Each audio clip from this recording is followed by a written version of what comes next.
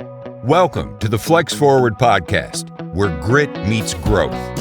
With your host, Nick Espanet, bringing you stories of resilience, reinvention, and the real climb to success.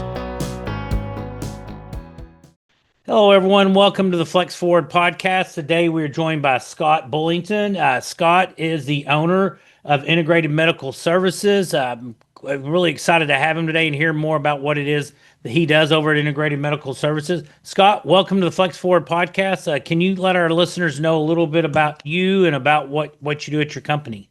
Definitely. So first of all, Nick, thanks for having me on. I appreciate it. I think it's kind of an honor to be asked to be on and share a little bit. I've listened to some of your other people that have been on, and it's a pretty good group, and a lot of good information out there. So I appreciate kind of being in that circle. And so Integrated Medical Services, we are a healthcare consulting company. We do a lot of the billing, so the revenue cycle management and the medical billing portion of it. And then we also do a lot of consulting for the business itself. So I have clients that we may not bill for, but we still oversee their financial position. We oversee their revenue cycle, things like that. And then the health biz coach is a portion of what we do that is helps medical practice owners, especially physicians, to better understand that you have a business. This isn't just a glorified job. Do you run your business or does your business run you? And so we kind of help them understand the benefits of management and try to imply to them that they are the CEO of this corporation, and things like that. Teach them more about process and task and the technical work versus the entrepreneurial and the management work. So we've been doing this about 30 years, and Oh, wow. I think after that time we've probably gotten pretty good at what we do, and we have a lot of happy clients, and we're always gaining new ones. So yeah, I think we're pretty blessed to be in this space right now. That's awesome. And I think that's such a need, because I encourage friends whose kids are going into the medical world, I'm like, take a finance or an economics class, at least so you can understand a little bit about what's going on in the office. Yes, I know you want to get out and help people on the medical side, but you got to keep your lights on too. So yeah, it's important to know what's going on. And I had a friend, I guess, that they found out that their office manager was just tens of thousands of dollars for being, he had his head down, taking care of patients, not really paying attention to the books, and trusted that Right. someone was taking care of them. And then once they started, checking on things, you're like, wait, this stuff isn't adding up. So definitely encourage, even if, like, I have a daughter that's wanting to go to law school, I'm like, take an economics or finance class, fit that into one of your electives. So because again, she wants to help. She has a heart to help people, but you need to know what's going on in your office too. You don't have to know Absolutely. every little detail, but you need to be able to look at a financial, a P&L or something, and just go, hey, something's not adding up on here. Exactly. And so, and it sounds like you guys are fitting it. Having a trusted source to do that is so integral. And you guys serving lots. I think you have. It sounds like a good reputation. You've been doing this for a long time. That it's definitely a great service. Yeah, for sure. So there's lots of accountants or bookkeepers out there, and different. What's something that sets you guys apart, than other people that are maybe trying to get the same line of business? So I think what differentiates us is several things. One, we're very adaptable to the practice itself. There's a lot of companies out there that do what we do, and they almost insist that you come over to their software, you do the things the way that they do it. But we work within the parameters of the practice. So we really try to meet the practice where they're at. And it goes back to understanding that not everybody has the same field of view where business is concerned. And so we try to provide information, we try to provide feedback, we try to help teach. And again, we try to help modify reports in such a way that they can read them and understand them. And we meet with our practices once a week. We have a regular 1 hour conversation that we do on Teams, and And we even try to set them up to where we're connected on Teams. So it's just like we're right around the corner. We try to be an extension of their practice and not some closed off entity that, you only get to email here every once in a while. And I say that part of that goes back to I'm not a salesperson. It's just not me. And I'm more of a solutions expert. I really want the people that we work with to be able to sleep good at night. I don't want them to be up worrying about different things. And so I always feel like our company should be the one that solves the problem for the client and not just always trying to solve my problem. There's a lot of companies out there that, again, they'll go out and they will grab everybody they can and show you all these great reports and how wonderful everything is going to look, and they're the greatest thing since sliced bread. And at the end of the day, all you did was make a lateral move or go backwards. And we're kind of the opposite.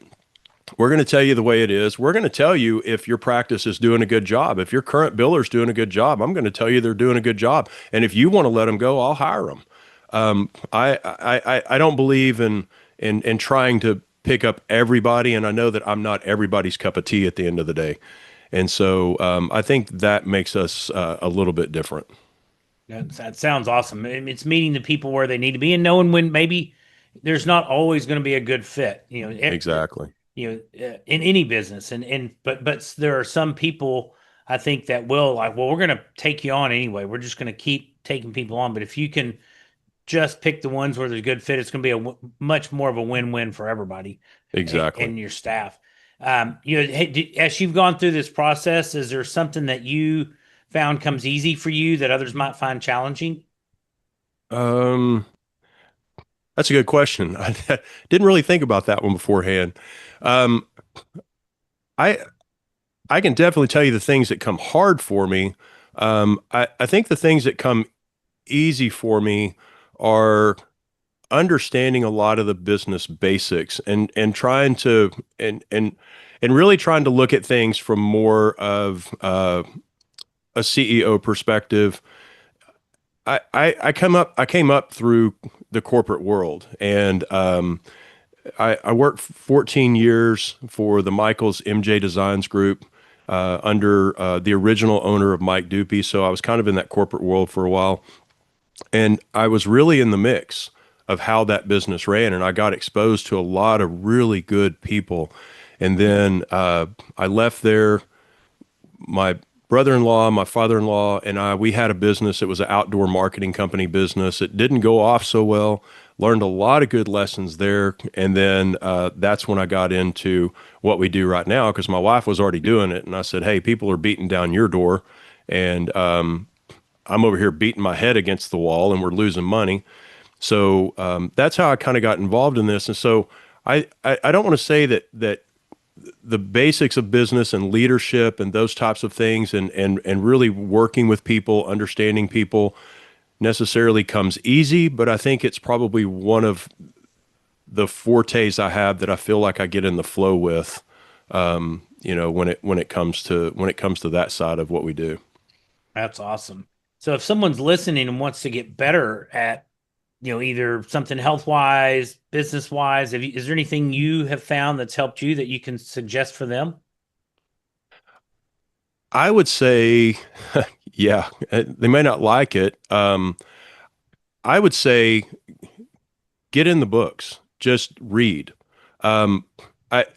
Your library back there, there's probably books back there on your shelf that I have on my shelf. And I would tell a lot of people that if you really want to get better at what you do, if you want to understand the business, one, don't just focus on the technical work of what you do. Focus on the industry itself and how your business fits in that industry, where you are in that big piece of the puzzle. I mean, in the grand scheme of things, the healthcare industry is huge. I mean, we're just a small blip on the radar in comparison to how big that industry is. But it's important to understand where the direction of that's going, because it helps me know how we're going to have to modify certain strategies of what we do, because we're constantly we're constantly having to go back and forth with insurance companies, just, you know, to be nice about it. Sure. And so, so I think understanding the industry is a big part of it, but also just understanding more about yourself, understanding more about business itself. Get in the books, find really good books. You know, one of the best books I think is it's called E-Myth, and his last name was Gerber. I can't remember his first name right now, but he just really got down and broke down the basics of business. Kind of like I said a while ago, do you run your business or does your business run you? And when you Hmm. begin to change that perspective and understand that you're not your technical part of the business is not the technical work that you do. The business are all the things that overlay that. And the technical work is what you provide. Anybody can provide that technical work. But how do you run your business that makes that technical work different? And how do you run that business to make that technical work sustain?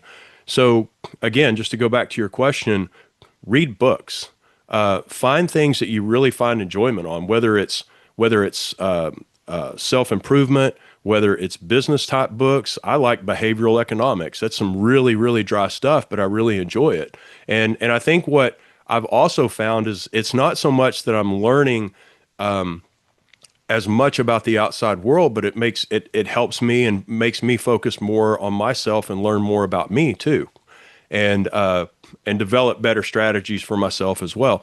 You know, they say that experience is a great teacher, but experience from other people is even better. You know, I But can it's more read a cost couple of effective books a too. year, Yeah. and in those 2 or 3 books that I read, and I read a lot more than that, but I'm just for theoretical. If I only read a couple of books a year, there's no way that I can go experience all those things that those people did in those books, but yet I can go experience that in a month. But I can't do it over 10 years.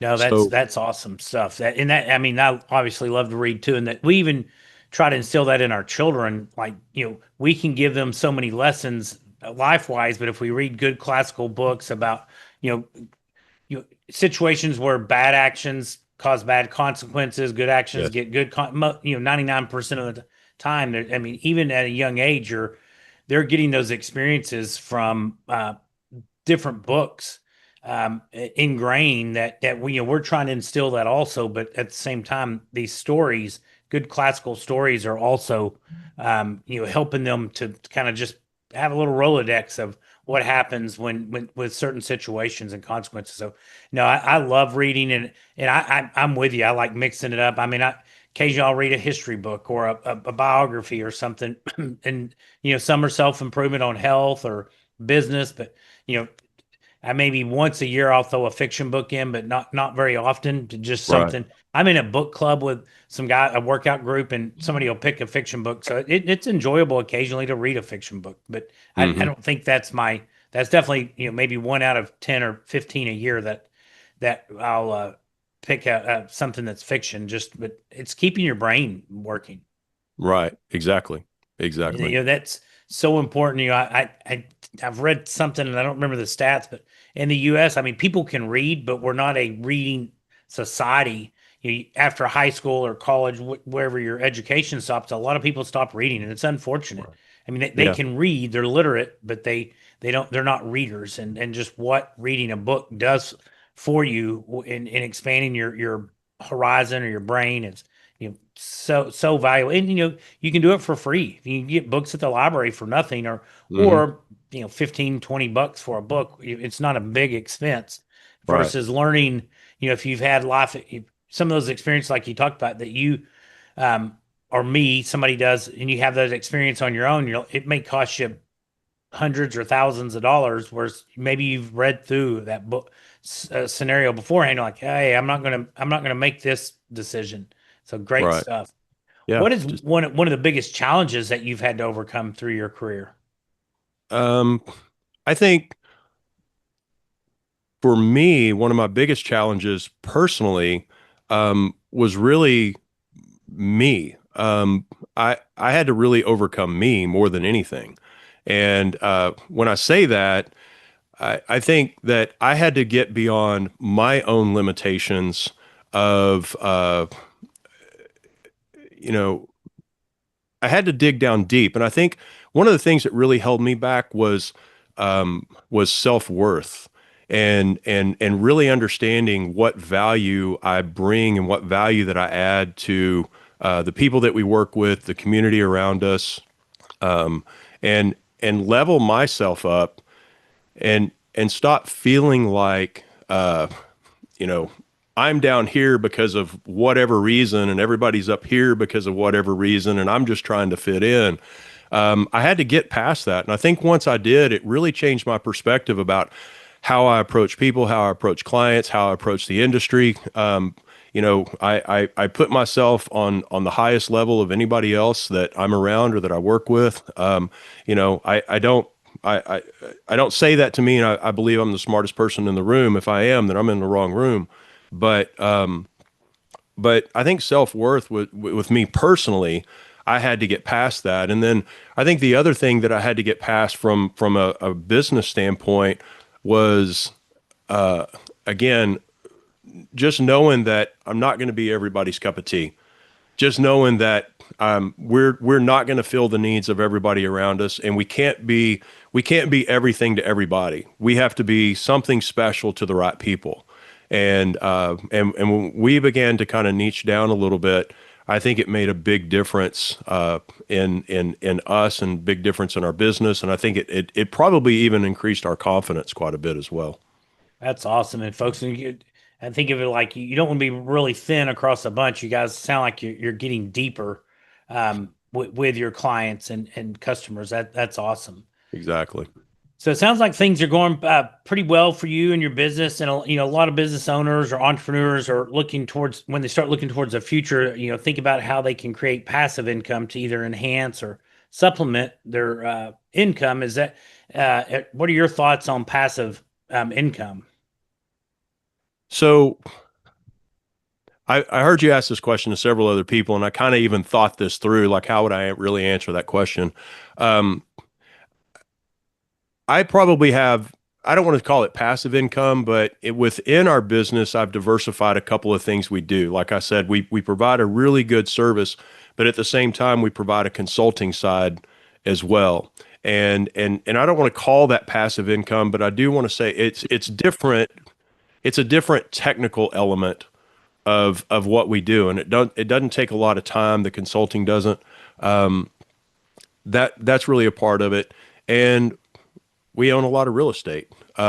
It's not real estate that we're making income off right now, but it's real estate that's building value over time, and it will pay off one day. And even if it doesn't pay off to me, then it pays off, in the next generation of our family.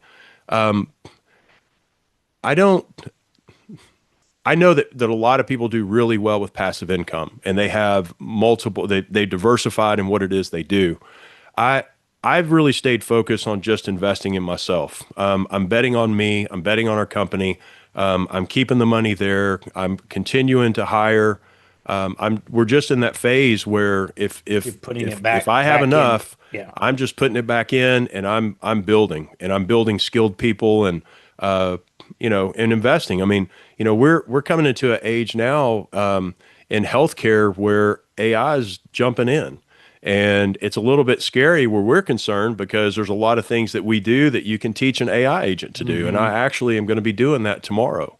So, so again, it's just kind of putting the things into our business and continuing to invest in us and ourselves and really seeing where that takes us. So, one day I may look back and say, God, I wish I would have done this, or I wish I'd have done that. But right now that just seems to be the right place for No, us. But and again, I that's think a definitely. lot of people do really well with, their diversification of income and passive income. And I think that people ought to really make sure that they're looking at that. No, for sure. It's definitely something. And there's those windows of growth in your company where every dollar needs to go back in to grow the company. Awesome, good stuff. So, as for wrapping up the interview, do you have any exciting plans or initiatives in the next 6 to 12 months? God, I wish I wish I could say it's. I think our biggest thing is just again continuing to grow, continue to expand our outreach to our clients, to our prospects, to the industry. That's really just my biggest main focus. We're in a season right now where my mom has stage 6 dementia. It's late stages. I'm about to hit stage 7. So, we're kind of in limbo, meeting this challenge, trying to make sure that our business still grows and that everything we're doing is still right and we're still meeting everybody's needs, meeting her needs. So right now I'd have to say that there's really no plans, moving forward really big that we look to, just because we have to kind of get past that season. But after that, I'm sure that our brains will probably be clicking off all kinds of good things. So yeah, no, you've got to focus on taking care of your mom. Yeah, that's seasons in life where that is something there's a big need, and what a blessing that you're able to do it and be there for her as she's going through her and your family's going through these challenges, that you can be involved. Absolutely. Well, Scott, thank you so much for your time today and sharing lots of good tips and insights with our listeners. If people would like to connect with you, what's the best way to get in touch with you? So I would say either send me a message on LinkedIn. I do use that periodically, although I don't check it as often as I should, or just email me directly. It'll be scott@imstx.net. That's the easiest email address I have for you to get in touch with me. And then here pretty soon, we'll have our website back up. It'll be www.imstx.net. And again, you can contact me on that, send something. But honestly, I'd love to get an email from people. So email me and let me know what you want to talk about. Good stuff. Everyone, reach out to Scott if you have any questions about what they're doing, or if you have any interest or potentially could utilize their services. But everyone, thank you for listening to the Flex Forward podcast today, and be sure and like and share this with friends and pass it along, and keep tuning in. Thank you, and have a great day. Scott, thanks for joining us. Appreciate it, Nick. Thanks for listening to the Flex Forward podcast. If you've got grit, growth, and a great story, visit flexforwardpodcast.com/guest to apply and join us on the show.